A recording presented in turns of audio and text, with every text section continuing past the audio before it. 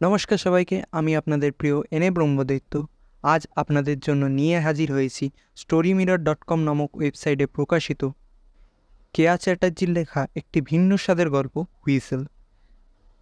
না, গল্পের সম্বন্ধে কোনো আগাম কিছু বলবো না, আপনারা শুনেই গল্পটির সম্পূর্ণ মজাটি উপভোগ করুন।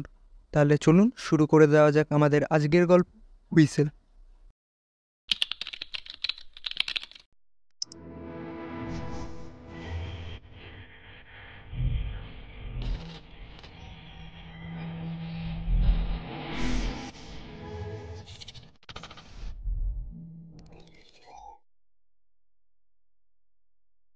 अकेले अकेले कहाँ जा रहे हो, हमें साथ ले लो जहाँ जा रहे हो।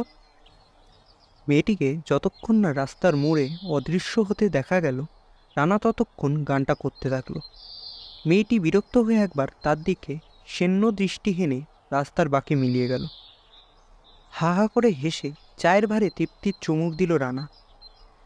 বেশ কয়েকদিন ধরে তার একটিই মাত্র বিনোদন। পাড়ার দাদা হিসাবে খ্যাত বা কুখ্যাত হওয়া তার বিরুদ্ধে এলাকার মানুষের মনে ক্ষোভ জমালেও তা আজও উদ্গীরণ হয়নি। বিল্টুর সাথে সিনেমা নিয়ে কথা বলতে বলতে পা দোলাচ্ছিল রানা। এমন সময় তার সামনে এসে দাঁড়ালো একজন মহিলা। পরনে সালোয়ার কামিজ, চুলটা পনিটেল করে বাঁধা, তবে উস্কো খুস্কো, পায়ে চপ্পল। রানা এক ঝলক তাকিয়ে অন্যদিকে মুখ ঘুরিয়ে তাচ্ছিল্য করে বলল, বলুন মাসিমা, ভাড়াটে ওঠাতে হবে নাকি ভাসুরকে খেলাতে হবে? এই ঠিকানায় সন্ধ্যাবেলা আসতাম, তারপর সেখানেই কাজ করবো। রানা একটা ধাক্কা খেল যেন। মুখ তুলে তাকালো মহিলার দিকে। প্রসাধনহীন ভাবুক চেহারা, চোখ দুটো যেন অন্তর অবধি প্রবেশ করার ক্ষমতা রাখে। আপনার নাম? বলল রানা। সবিতা সেন। রানার হাতে একটা কার্ড ধরিয়ে হনহন করে হাঁটা লাগালেন তিনি হাউজিংয়ের দিকে। বিল্টু একটু ফিসফিস করে বলল, ও রণদা, বড় পার্টি মনে হচ্ছে। মার্ডার কেস নয় তো? সেই সব হলে কিন্তু আমি নেই বলে দিলাম। রানা বিরক্ত হয়ে বলল, ঠিক আছে ঠিক আছে, দেখা যাক না কি হয়। 6টার মধ্যে রেডি থাকবি কিন্তু।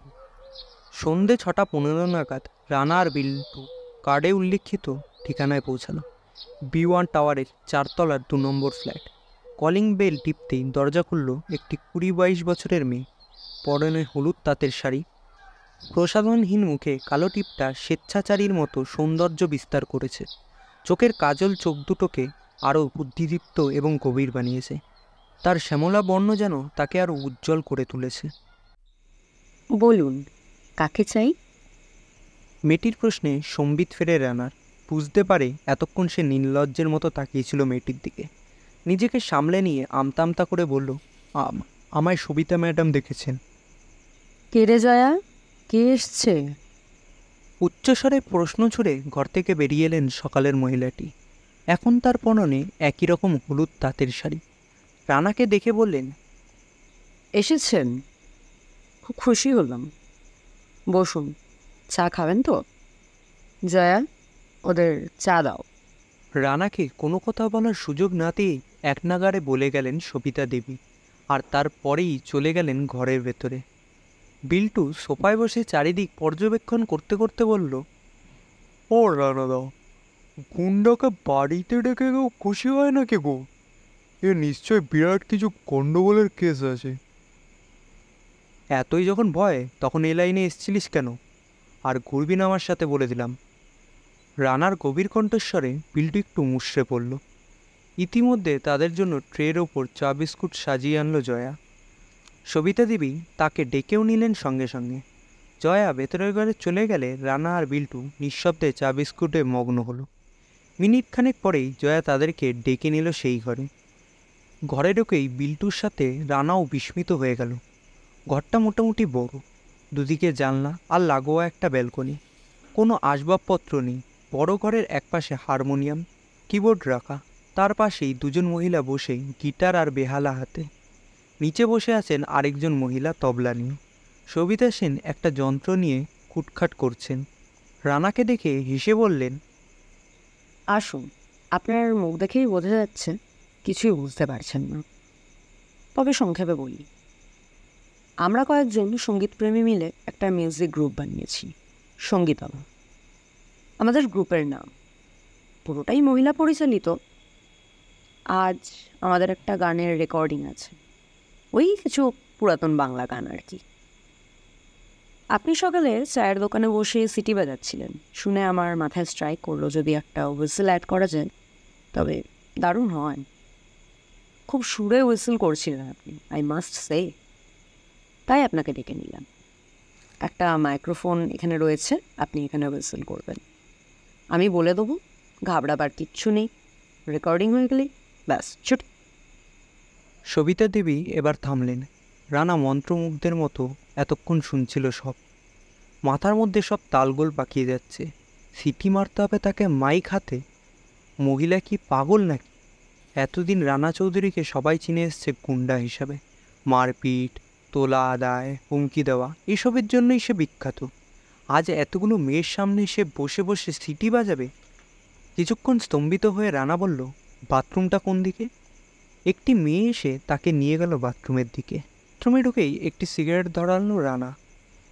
এতটা নার্ভাস তার কখনো লাগেনি এর আগে। এরকম সম্ভ্রম সম্মান সে আর একে পায়নি কোথাও।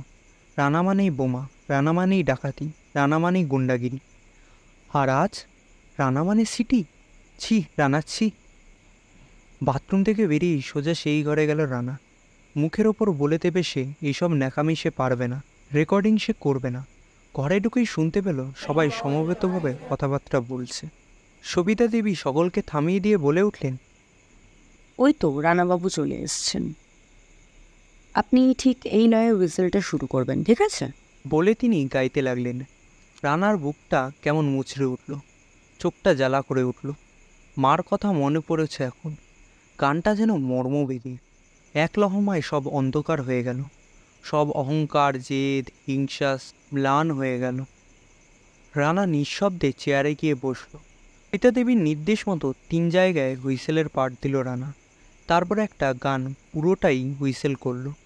কি এক জাদু বলে সন্ধেটা যেন এক অন্য মাত্রা পেয়ে গেল। কোথায় সেই বদমেজাজি অহংকারী খল রানা?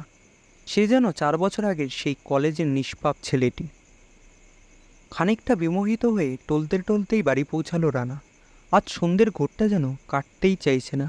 বাড়ি ফিরে দেখলো সারা বাড়িটাই অন্ধকারে মোড়া। সকলে খেয়ে শুয়ে পড়েছে।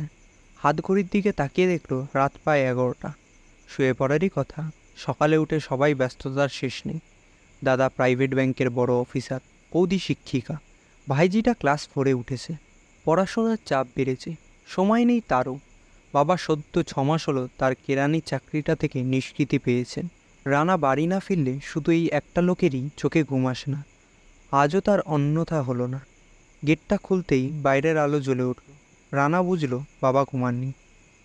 এত রাত অবধি জেগে আছো কেন বাবা? শরীর খারাপ করবে যে। বাবা ঘুমিয়ে পড়েছেন রানা, বাবার শরীর ভালো নেই। বৌদির কণ্ঠস্বরে চমকে উঠল রানা। বহুদিন পর বৌদি তার জন্য অপেক্ষারত। কি হয়েছে বাবার? বলল রানা। জ্বর। সংক্ষেপে উত্তর দিয়ে তালা খুলে দিল। টেবিলে খাবার বাড়তে বাড়তে বলল, তোমার সাথে কিছু কথা আছে, বসো। বৌদির এমন ঠান্ডা ও দৃঢ় কণ্ঠস্বরে রানা বিস্মিত হয়ে পড়ল। কি এমন কথা থাকতে পারে তার সাথে বৌদির? রাজনৈতিক পার্টির সাথে হাত মিলিয়ে পাড়ার দাদা হওয়ার পর থেকেই বৌদি প্রায় বছরখানেক হলো তার সাথে কথা বলা বন্ধ করে দিয়েছে। দাদার সাথেও তার মাসে 1-2 বার সংসার খরচ নিয়ে ঝগড়া হয়, কিন্তু ভাইজি আর বৌদির সাথে দেখাও হয় না প্রায়। আজ কি এমন দরকার পড়ল বৌদি যে নিজে এসে কথা বলছে? রানা বিস্ময় চেপে রেখে বলল, হ্যাঁ বলো। খাবারের থালা এগিয়ে দিয়ে চিত্রা বলল, তুমি বেকারত্বের সমস্যায় ভুগছ, আমরা জানি। উপার্জন না করতে পেরে দিনে দিনে বেপরোয়া হয়ে গেছো, ডিপ্রেশনে এসেছো। চাকরিবৃত্তি আর চাকরিজীবীদের প্রতি ঘৃণা এসছে। সব কিছু সহানুভূতির সাথে মেনে নিলাম। গুন্ডাগিরি শুরু করলে তাও কিছু বলিনি আমরা, কিন্তু এখন ইফটিজিং, ছি রানা। বাচ্চা বাচ্চা মেয়েদের দেখে তুমি হুইসেল করছো। কালো পাড়ার একটা মেয়ে আজকে আমার ছাত্রী কেউ, সে আর তার মা বাড়ি এসে যা নয় তাই বলে গেলেন আমাকে। কি পাও এসব পড়ে? আমারও তো একটা মেয়ে আছে রানা। আমি কি তোমাকে বিশ্বাস করতে পারি? আর রানা আটকে উঠল। কি বলছো বৌদি? তিন্নি আমার ভাইজি? কথাটা বলেই স্তব্ধ হলো সে। এরপরের উত্তরটা অবশ্যম্ভাবী। বাকিরাও তো কারোর না কারোর মেয়ে, বোন, ভাইজি, বোনজি। চিত্রা স্থির দৃষ্টিতে তাকিয়ে রইল রানার দিকে। তার দৃষ্টি বড্ড ধারালো ঠেকল রানা। ভুলে গেলে খাবারের টেবিলে একাই বসে রইল রানা। সহাস্য ছবির দিকে তাকিয়ে বলল, হুইসেল করা কি খুব খারাপ মা? দেখতে দেখতে 1 মাস কেটে গেল। বিশ্বকর্মা পুজোর জন্য অটো স্ট্যান্ডের প্যান্ডেলের কাজে হাত লাগাচ্ছিল রানা। ফলের ঝুড়ি, ফুলের প্যাকেট, ধূপ, মোমবাতি, ঠাকুরের হাতের ঘুড়ি, পুরোহিতের দক্ষিণা সব রানার দায়িত্ব। পুজো কাটলে ঠেক বসানো হবে বলে 4টে বোতলও আছে, যদিও বেশ কদিন ওসব খেতে ইচ্ছে করছে না ওর। কেন এই পরিবর্তন বুঝতে পারছে না রানা। টিউবলাইটটা ঠিক করতে করতে বিল্টুর ডাকে পিছনে ফিরতেই চোকাচোকি হলো জয়ার সাথে। সেই সহাস্য মুখ, চোখের গভীরতা, নিমেষে অস্থির পরিবেশটা নরম আলোয় ভরে গেল। পাখিরা ডেকে উঠল দূর দিগন্তে। ঝর্নার কলকল ধ্বনি শোনা গেল যেন। রানাদা, উনি তোমায় কিছু একটা দিতে এসছেন। বিল্টুর কথায় সম্বিত ফেরে রানার।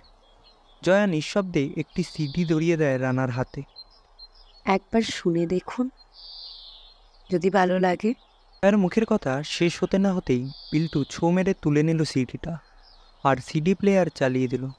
সবাই শুনল সঙ্গীতম গ্রুপের গানের সাথে রানার হুইসেল। সোৎসাহ করতালিতে মুখরিত হয়ে উঠল প্যান্ডেল। ধন্যবাদ শব্দটা খুব ছোট, তবুও আপনাদের গ্রুপকে, সবিতা ম্যাডামকে আমার অশেষ ধন্যবাদ জানাবেন। এই সিডিটা আমার জীবনের অন্যতম অ্যাসেট। কে রিক্সা স্ট্যান্ডের দিকে এগোতে এগোতে বলল রানা। ধন্যবাদটা নিজেই দিয়ে দিন না, আপনাকে তো পরশুদিন আসতেই হচ্ছে। জয়া বুড়ো নাচিয়ে বলে উঠল, পরশু কী হবে? সিডিটা রিলিজ হবে, আপনাকে আসতেই হবে, পারফর্ম করতে হবে না। আমি আমি স্টেজে দাঁড়িয়ে কিছু করতে পারবো না, ভেবেছেন নাকি মশাই? আসতে তো আপনাকে হবেই, আর আমি জানি আপনি আসবেন। সন্ধ্যা ঠিক 6টা, নন্দন। আসি, নমস্কার। প্রায় আদেশ দিয়েই রিক্সা চেপে মিলিয়ে গেল জয়া। জোর কাটানো হতেও পারে। সিডি প্রকাশের দিন নন্দন চত্বরে ঘোরাফেরা করতে লাগলো রানা, সিগারেটের পর সিগারেট। পরীক্ষাতেও হয়তো এত টেনশন হয়নি তার। এখনও সঙ্গীতম গ্রুপ পৌঁছায়নি। ওদের আসার আগেই রানা এসে হাজির। হঠাৎ পিঠে পরম মমতা ভরা স্পর্শ। পিছন ফিরে রানা দেখল সবিতা দেবী দাঁড়িয়ে। হেসে বললেন, আমি জানতাম আপনি আসবেন। আসুন, পাঞ্জাবিটা পরে নিন। পাঞ্জাবি? আমাদের গ্রুপের ইউনিফর্ম এটা। রানা দেখল সবিতা দেবীর হাতে একটা কলকা করা হলুদ পাঞ্জাবি, যেমনটা সবিতা দেবী পরে আছেন, অবিকল একই রকম। মানুষটা যেন একদিনের পরিচয়ে রানার থেকেও রানাকে বেশি ভালো করে চিনে ফেলেছেন। মঞ্চে ওঠার আগে পার্স খুলে একবার মায়ের ছবিটা দেখে নিল রানা। চোখটা কেমন ঝাপসা হয়ে যাচ্ছে। বাবা তার অসামাজিক কাজ মেনে নিতে পারেননি, তবু রানার জন্য জেগে থাকেন ভোর রাত পর্যন্ত। প্রায় বছর 2 কথা হয়নি বাবার সাথে। রানা রোজই চেষ্টা করে বাবার সাথে কথা বলা, কিন্তু বিকাশবাবু রোজই ছেলের বাড়ি ফেরার পর ছেলেকে খাবার টেবিলে বসতে দেখে, তারপর একটি কথারও উত্তর না দিয়ে নিজের ঘরে ঢুকে চলে যান। রানা জানে বাবা আজও তার জন্য জেগে থাকবেন। চোখটা এবার ভিজে গেল। রানার স্মৃতির জাল ছিল মঞ্চের আহ্বানে। এখন স্টেজে আসতে চলেছে সঙ্গীতম গ্রুপের কলাকুশলীরা এবং তাদের নবতম সদস্য রণদীপ চৌধুরী। সঞ্চালকের আহ্বানে শোনা গেল রণদীপ। রণদীপ নামটা যেন বহুযুগ পর কানে এলো। এই নামটা যে আছে তার মনেই ছিল না। মনে মনে হেসে ফেলল রান। আর বসে থাকার সময় নেই, এবার মঞ্চে উঠতে হবে। পর্দা ঠেলে মঞ্চে উঠল সঙ্গীতম গ্রুপ। শুরু হলো সঙ্গীতের লহরী। গানে, সুরে, গল্পে জীবনের এক অভাবনীয় সন্ধ্যা উপহার পেল রানা। তার হুইসেলে করতালিতে ভরে উঠল হল। বিশিষ্ট ব্যক্তিরা বলতে লাগলো রেওয়াজ ছাড়া এমন হুইসেল দেওয়া ভগবান প্রদত্ত ক্ষমতা। এরপর এলো সিডি প্রকাশের সময়। প্রত্যেক কলাকুশলীর হাতে একটা করে সিডি। সিডির মোড়ক উন্মোচন করলেন একটি বিশিষ্ট সঙ্গীত শিল্পী। তিনি রানার কাছে এসে পিঠ চাপড়ে দিন। সব কিছুই যেন স্বপ্ন রানার কাছে। এসব কি আদৌ সত্যি? নিজেই নিজেকে প্রশ্ন করল সে। অনুষ্ঠানের পর সকলকে বিদায় জানানো পালা, কিন্তু খুঁজে পাওয়া যাচ্ছে না রানাকে। ফোন করলেও ফোন তোলে না সে। নিরুপায় হয়ে সকলে ফিরে চলল নিজের বাসায়। জয়া বাস ধরার জন্য দাঁড়িয়ে রইল বাস স্ট্যান্ডে। তাকে চমকে দিয়ে উদ্ভিদের মতো তার পাশে এসে দাঁড়ালো রানা। এ কি, কোথায় ছিলেন এতক্ষণ? সবাই আপনাকে খুঁজে খুঁজে হয়রান, আর আপনি জয়ার কথা শেষ হলো না। আলো আধারিতে সে দেখলো রানার চোখ লাল। কাঁদছেন? জয়ার সুর নরম হয়ে এলো। আজকের দিনটা কোনোদিন ভুলব না আমি, জয়া দেবী। আপনারা আমায় যা দিলেন তা ভোলার নয়।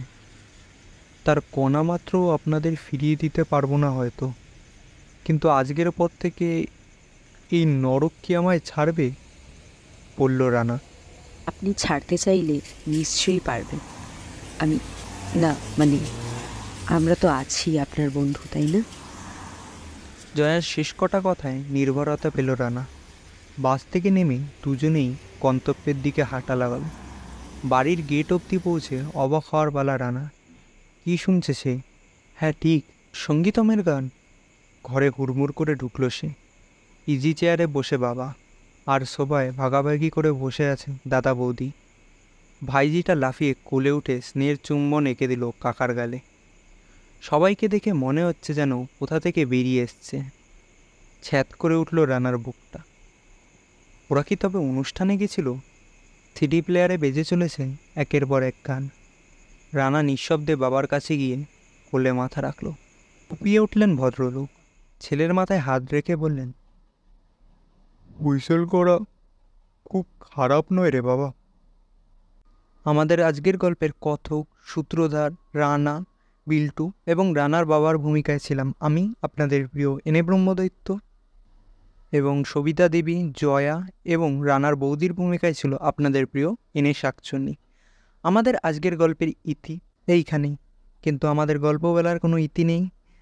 তাই সামনের রবিবার সঠিক সময় আপনাদের জন্য একটি মজাদার গল্প নিয়ে হাজির হব। আর কমেন্টে জানান আমাদের আজকের গল্পটি কীরকম লাগলো আপনাদের। শুভরাত্রি।